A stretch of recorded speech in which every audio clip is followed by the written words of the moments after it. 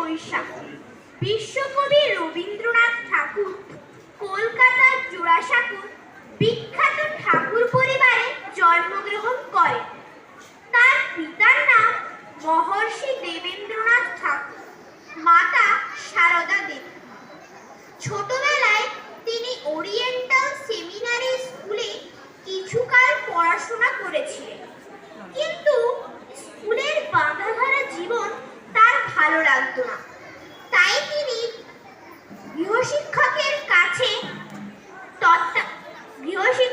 তত্ত্বাবধানে বাড়িতে পড়াশোনা শুরু করেন এবং প্রকৃতির এই বিরাট পাঠশালা থেকে শিক্ষা গ্রহণ করেছিলেন। তিনি কোনো বিদ্যালয় ও কলেজে পড়ে শিক্ষিত হননি। তিনি 7-8 বছর বয়স থেকে কবিতা লিখতে শুরু করেন। পরবর্তীকালে মানসী, সোনান্তরী, চিত্রা, কল্পনা, বলাকা ইত্যাদি বহু কাব্যগ্রন্থ রচনা করেন। 1913 খ্রিস্টাব্দে গীতাঞ্জলি গীতিকাব্যের জন্য তিনি নোবেল পুরস্কার পান। এই পুরস্কার সাহিত্য বিষয় সারা বিশ্বের শ্রেষ্ঠ পুরস্কার।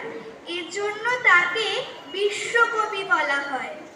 কাব্য ছাড়াও উপন্যাস, নাটক, ছোট গল্প, প্রবন্ধ, গান, চিত্রাঙ্কন সব কিছুতেই তার প্রতিভার পরিচয় পাওয়া যায়। শিক্ষার ক্ষেত্রেও তার গান অসামান্য। বীরভূম জেলার বোলপুরে তার সৃষ্ট বিশ্বভারতী, যা শান্তিনিকেতনে অবস্থিত, সকল দেশের মানুষের তীর্থভূমি। তার রচিত জনগণ মন অধিনায়ক গানটি স্বাধীন ভারতের জাতীয় সঙ্গীত। বাংলায় 1348 সালে 22শে শ্রাবণ এই মহান কবি ও চিন্তানায়কের জীবনাবসান ঘটে। নমস্কার।